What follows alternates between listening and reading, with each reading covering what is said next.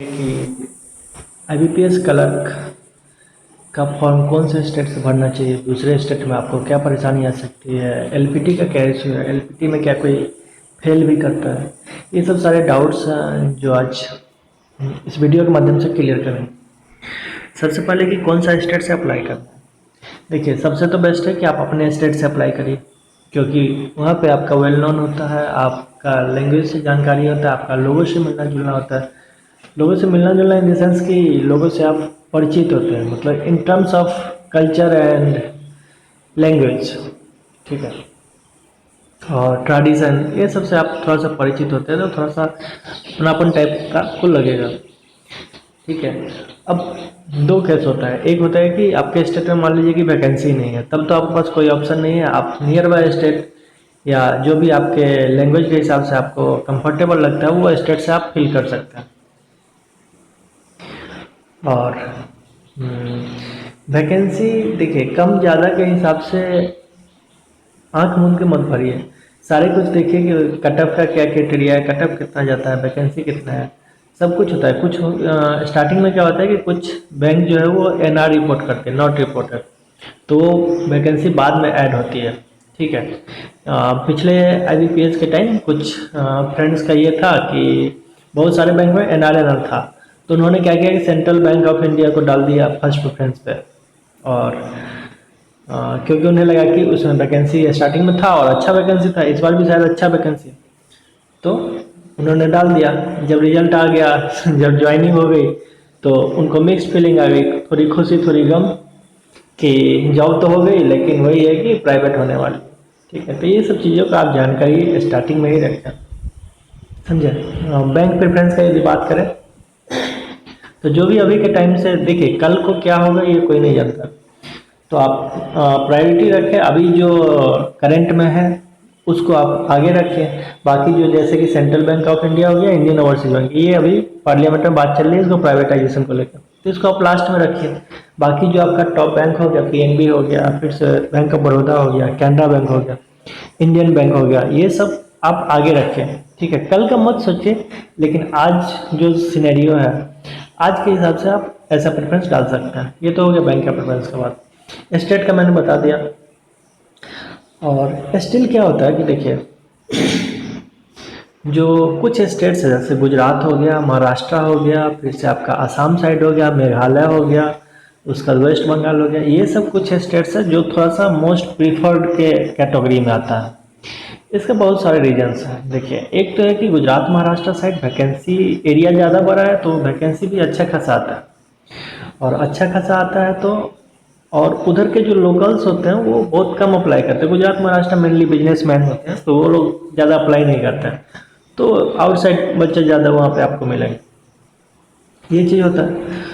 तो आप वहाँ से अप्लाई कर सकते हैं अपने अकॉर्डिंग। यूपी का क्या है कि यूपी में भी वैकेंसी अच्छा आता है, लेकिन यूपी स्टेट बड़ा है, हिंदी स्पीकिंग है, तो यूपी का भी मास पॉपुलेशन वहाँ पे अप्लाई करते हैं और आउटसाइडर भी करते हैं, तो थोड़ा सा कंपटीशन बढ़ जाता है, कट ऑफ थोड़ा अच्छा ही रहता है वहाँ का।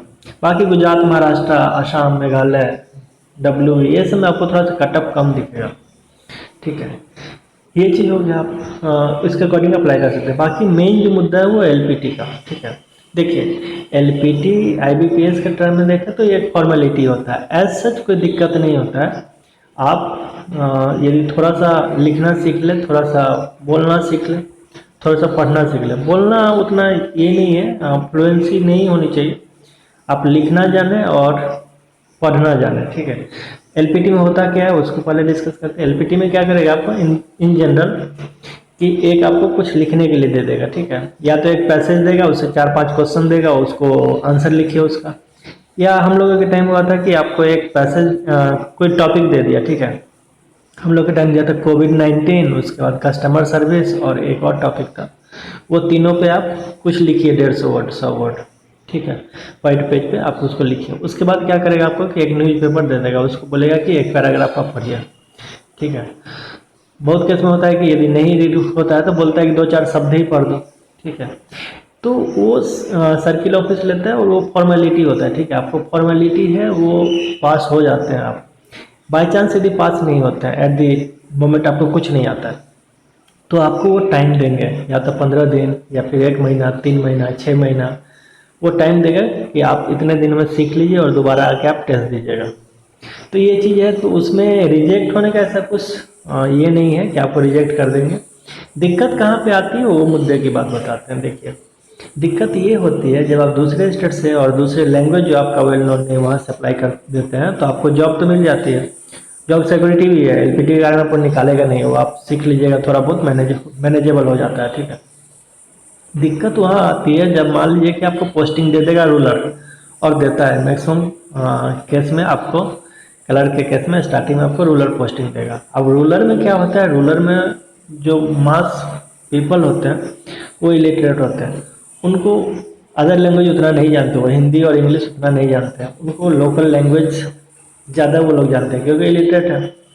अब क्या होगा कि आप जब क्लर्क हैं तो आप फ्रंट लाइन फेस होते हैं बैंक के, जो नॉर्मल पीपल जाएगा बैंक उसके लिए आप ही ऑफिसर है, भले आप क्लर्क है लेकिन आप ही ऑफिसर है, आप ही कैशियर है, ठीक है। उसको मैनेजर, कभी मैनेजर से मिला भी नहीं होगा, ठीक है। आप वो आप लोग से ही मिलेगा, आप क्लर्क से ही मिलेगा, और उसके लिए आप ही ऑफिसर है, उसका पैसा आप दे रहे हैं, उससे पैसा आप ले रहे हैं, तो उसके लिए आप ही ऑफिसर है। अब उनसे जब आप कम्युनिकेट करेंगे हिंदी और इंग्लिश में, तो दिक्कत क्या आता है कि वो लोग समझते नहीं हैं, वो लोग लोकल समझते हैं, ठीक है। अब कुछ कुछ होते हैं जो पढ़े लिखे होते हैं तो वो लोग समझ जाते हैं हिंदी और अच्छे से कॉपरेट भी करेंगे, लेकिन बाकी जो होंगे वो अपने में ही बोलते रहेंगे, आप समझ नहीं पाएंगे। तो ये कुछ इशू होता है जो मेन इशू है, इसको कोई हाईलाइट नहीं करता है। एलपीटी में आपको दिक्कत नहीं होगा, वो आप पास कर लें, ठीक है।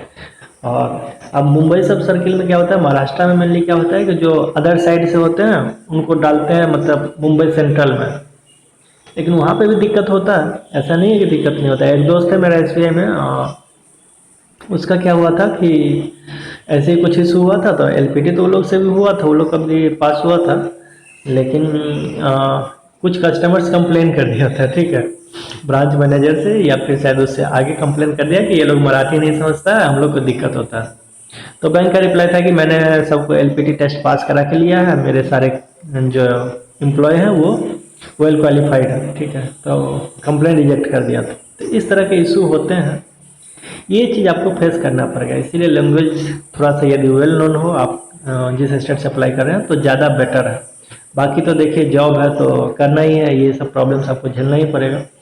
स्टार्टिंग में जब जॉब नहीं होता तो हम लोगों को लगता है कि कोई जॉब हो जाए, ये सब परेशानी बाद में इशू होता है, बाद में लगता है कि हाँ अपने स्टेट से करना चाहिए था, या हिंदी स्पीकिंग से, या जो भी आपका लैंग्वेज कंफर्टेबल। तो मेन ये इशू है, थोड़ा सा इस बात पे ध्यान रखिएगा। दिक्कत आपको पर्सनल लेवल पे होगा, एलपीटी में कोई इशू नहीं होगा, ठीक है।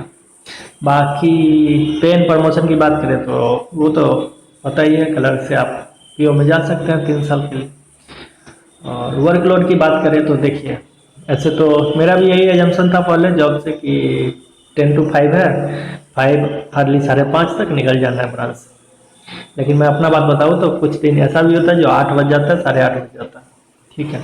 अब दिक्कत क्या होता है कि ब्रांच ब्रांच पे डिपेंड करता है। यदि मान लीजिए ब्रांच छोटा है, उसमें स्टाफ 4-5 है, तो आपको कॉपरेट करना पड़ेगा, ठीक है। यदि आप कॉपरेट नहीं करेंगे तो आपको भी सामने वाला कॉपरेट नहीं करेगा, ठीक है। और दूसरा क्या होता है कि जब आप नए होते हैं तो आपको सीखना भी पड़ता है, तो सीखने के लिए आपको एक्स्ट्रा टाइम देना पड़ेगा। स्टाफ के पास इतना टाइम नहीं है कि आपको बैठा के ये करेगा। ट्रेनिंग जो होता है 10-12 दिन, उसमें कुछ सिखाएगा नहीं आपको, थोड़ा बहुत थ्योरी सिखाएगा, ऐस मौज वही है। बाकी जो मेन चीज़ है आपको ब्रांच में सीखना पड़ेगा, और ब्रांच में खुद से सीखना पड़ेगा, खुद से आपको स्टाफ से पूछना पड़ेगा। स्टाफ आपके बगल में बैठ के आपको बताएगा नहीं, नए ब्रांच मैनेजर बताएगा आपको, वो सब एक्स्ट्रा टाइम देके सीखना पड़ेगा। इसीलिए स्टार्टिंग में थोड़ा टाइम लगता है और टाइम देना भी चाहिए आपको, ये चीज़ है। तो वर्कलोड ऐसा भी नहीं है कि कम है या ज़्यादा है, ठीक है, बैलेंस्ड है। थोड़ा सा ज़्यादा तो स्टार्टिंग में रहेगा ही क्योंकि आप नए हैं तो आपको सीखना है। और बाकी ट्राई करते रहिए, आप क्लास में है तो ज़्यादा टाइम तो आपको नहीं मिलेगा पढ़ाई के लिए, लेकिन जो भी मिल रहा है 4-5 घंटा ही मान लीजिए, उसमें आप ट्राई करिए कि बेटर आपको कोई ऑप्शन मिले तो आप स्विच करिए। हमेशा इंसान को बेटर ऑप्शन की तलाश करनी चाहिए। तो यहीं पे ख़त्म करते हैं। मेन इसका यही था जो इशू फेस होता है generally. Thank you, have a nice day.